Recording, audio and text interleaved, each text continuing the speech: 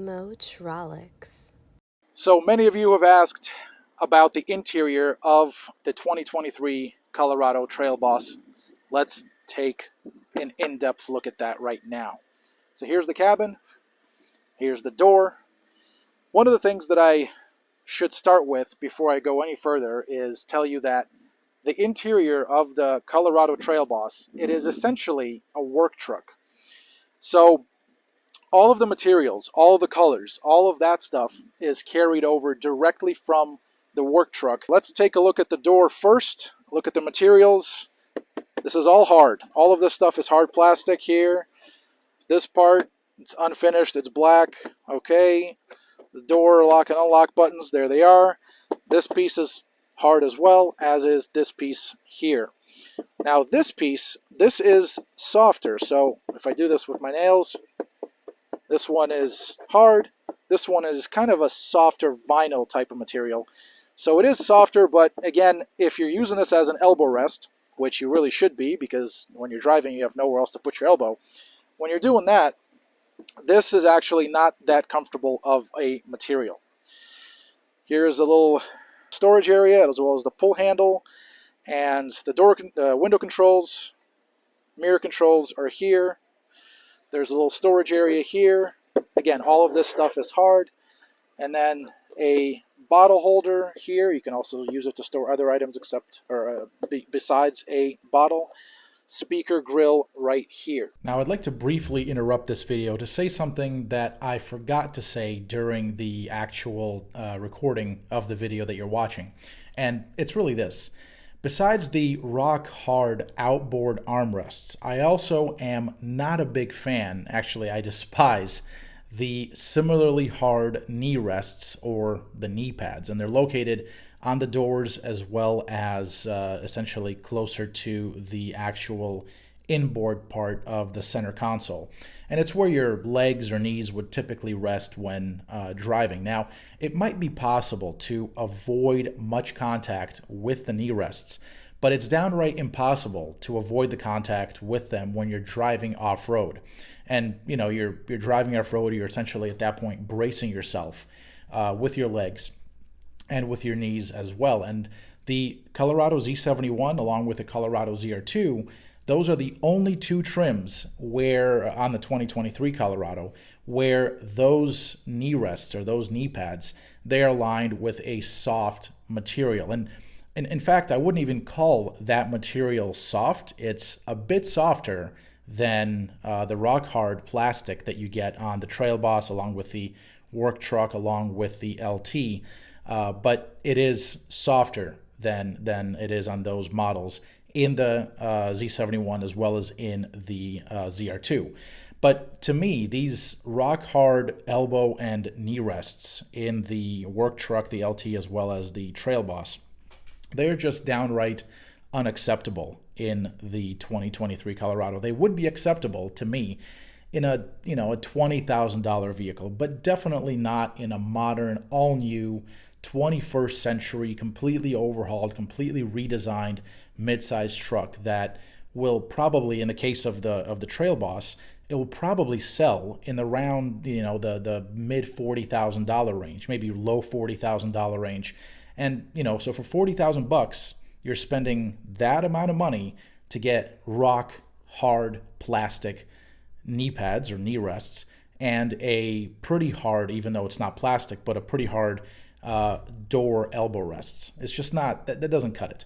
So what I would like to do is to ask GM in this video right here, right now, to give the Colorado work truck, the Colorado LT, as well as the Colorado Trail Boss models, the softer treatment of the elbow rests as well as the knee rests or knee pads that the Colorado Z71 and the Colorado ZR2 get, while giving the Z71 and the ZR2 even softer knee pads still. And that's really it. That's where I'll leave it. Now, since I already have you here, if you haven't already, please give this video a like and hit the subscribe button. Simply put, both of these actions help us in continuing to make videos like this one. So with that now out of the way, let's continue with the 2023 Chevy Colorado Trail Boss interior tour. Let's take a look at the seats. So here they are, cloth, black and gray pattern. So it's like a two-tone. It's darker here and it's a lighter gray here. Same thing on the outside, darker and lighter. 6-way power adjustable seat. The front passenger seat is a 4-way manual adjustable with no way to actually raise or lower the actual seat, the seat cushion. So you could go forward and back with the backrest, with the seat back, and forward and back with the actual seat, but not up and down. Let's get in. Getting in, this truck does have that 2-inch factory lift. It's not all that difficult, but it is a challenge if you are vertically challenged. I'm 5'9". To me, it's no more of a challenge getting into this than most other cars, but a step would be nice. From here, let's take a look. So here is the 8-inch digital instrument cluster. There it is. Currently, it is set to trip 1. I'm going to go through that in a second, all the technology stuff. The steering wheel, there it is. This is a nice steering wheel. It's urethane, but it does look good. It does feel good. It's nice and thick, so it does have plenty of grip here that you can grab onto. Black Chevy logo to match up with the black Chevy logo at the front of the truck. Here is the rest of the wheel right there. I am a big fan of kind of these little perforations. They're not real perforations, but I do like the texture overall. It's nice, especially for a work truck-like interior. AC vent. This one should kind of be familiar to many of you because it's straight off of the Blazer, and before that, the Gen 6 Camaro. So there's that. And the turn signal stalk, not too far away from the steering wheel, so you don't have to reposition the hand to go completely this way, like you have to on a lot of newer Chevy products, like the Corvette C8, like the 2021 and newer Tahoe and Suburban. Now this one, it's a lot closer, which I personally appreciate. And then there is no stalk over here. You just have the engine stop and start button right there. As you can see, there's some dirt on here. We have been off-roading this truck quite a bit today, so that's the reason for that. And from there, you have this center stack screen. Let me see if I can take you home. There it is. This screen is big. The graphics are great. It's bright. It is very responsive to touch controls, and that is a good thing because this screen is going to be used quite a bit, specifically for things that were previously in the DIC. The rear view mirror, there it is. I think this is a carryover actually, and yep, this one is a manual mirror. Okay. Overhead console, you have the light controls. Can't really press them individually, so you can turn them on, but it looks like you don't turn them on individually one by one. You have the OnStar controls, the passenger airbag indicator, the visors. So these are turnable, but they do not let you push them out. Keep that in mind if that is important to you. The Z71 model fixes that. Again, it comes down. There's no light there. And if you want to turn it, you can, but it does not extend to cover the remaining element or the remaining space in the window. From here, let's talk about the materials on the dash and really in the cockpit here. So all this is hard, right? Hard over here. These are all hard panels. Everything here is hard, hard, hard, hard. AC vents. So the outboard vents are circular. These vents here are horizontally oriented. You do get some controls here, essentially the HVAC controls. They're right there. Single zone AC. You can see that right here. This is the speed of the fan. This is the temperature. I do like the fact that Chevy kept these as hard buttons rather than switching to soft buttons via the screen. That's nice. There is a handle for the passenger, front passenger, to get in and out of the truck, but there is no overhead handle for the front passenger. There is, however, overhead handles for the rear seat passengers. Let's keep moving down into the center stack. So below the AC vents, we have these three switches here: automatic stop start, hazard lights, and lane keep assist. Two USB ports, USB-C and USB-A right there.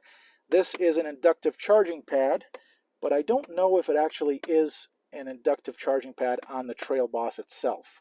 On higher trim levels, that is certainly the case. I do, however, like this texture. This is a nice texture, kind of something that repeats itself here as well, and essentially all of the inserts, these rubberized inserts that Chevy uses. And from there, we have the shifter. Now notice that the shifter, or the gear selector, it is positioned further away from the driver, so it's positioned closer to the front passenger. They did this specifically to enable the use of the drive mode selector and the auto, the 2 high, 4 low, 4 high selector as well. The way this works is this you turn in order to enable the different drive modes. So you have normal, you have off-road, tow haul, terrain, and then back to normal. And then you press the buttons to control the chassis. So if you want to go auto or 4 low or 4 high, let's go to 4 high. I just did that. It's going to activate there at the bottom. Now we're in 4 high. I can press this button. It's going to go back to auto. From there, the electronic parking brake, there it is. And by the way, this shifter, before I go any further, this shifter has the ability to go to L, and then you can select the gears. There's the Chevy logo there. That's a nice touch. This has been the case for other Chevy vehicles like the Blazer and Traverse and Trailblazer, I believe, as well. A set of cup holders. These are side-by-side cup holders with a little slot for your phone. That way you're not using the cup holders to store the phone. You're using the cup holders to store the cups. And this piece is to store the phone. There is this armrest here. This is a soft material. This is nice. I'm glad that they did it this way. This is quite comfortable. And then you open that up. You have this storage bin right here that I'm using to store all of my stuff. You take that storage bin out and you have quite a deep center storage compartment. This is 12-volt outlet right there. And again, this is the center storage compartment there. The shelf, if you will. Okay. Again, another set of side-by-side cup holders right there at the rear end of the actual of the center console. Let me go back and tell you a bit about the seat. These seats are all new for the 2023 model year. They have been completely redesigned frame up. So the frame of the seat is all new. The seat itself is all new. It's a lot more comfortable than it was for the last generation model, which is just a significant plus. So this is where I have the seat positioned. I am 5'9" myself, so this is where I have the seat positioned when I'm driving. So this is how much legroom you have if you were sitting behind me.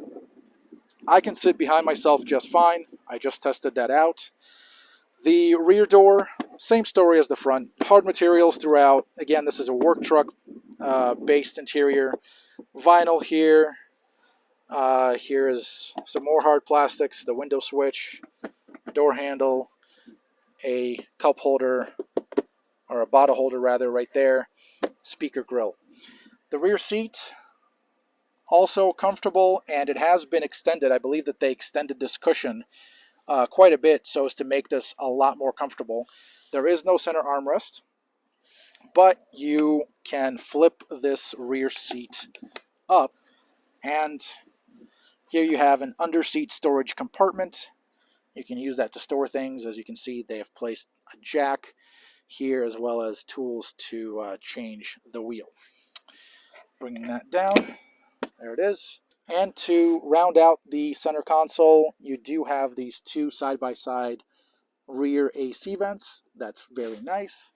You have an overhead light right there, and then the headrests along with the manually sliding rear window. There it is, like so. Overall, this cabin, it's a significant improvement over what the last generation model offered, and the technology here is really the focal point.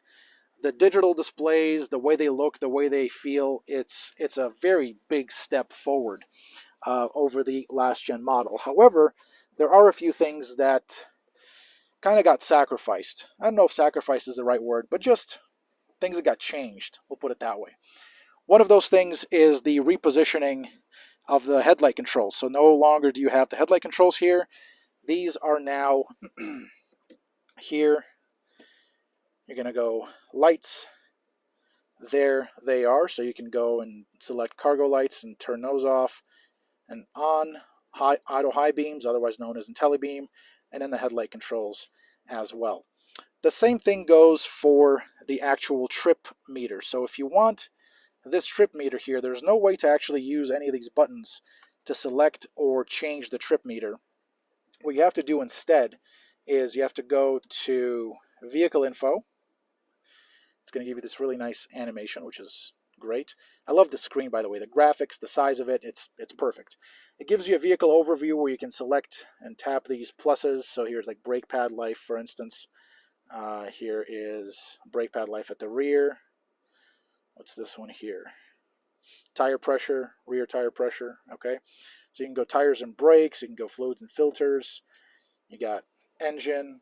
You can swipe through these gauges, and then you have the trip. And so in the trip, you're able to say fuel economy, and from here you can add it to the driver display. If you do that, it's going to ask you, do you want to replace this? Currently I have trip information. What I'll do is I'll say continue, and when I do that, it's going to replace that with the fuel economy gauge right here. So that's the interior of the all-new 2023 Colorado Trail Boss. Again, this model is based on the work truck trim. So it's a base interior, base truck with off-road goodies. And so for what it is, it's actually pretty good, with a good amount of space, high levels of comfort, and good technology. However, the hard elbow rests on the doors and the rock hard knee rests or knee pads are points that I don't like. For GMAuthority.com and the MOTROLIX Network, I'm Alex Luft, and I'll see you in the next one. MOTROLIX.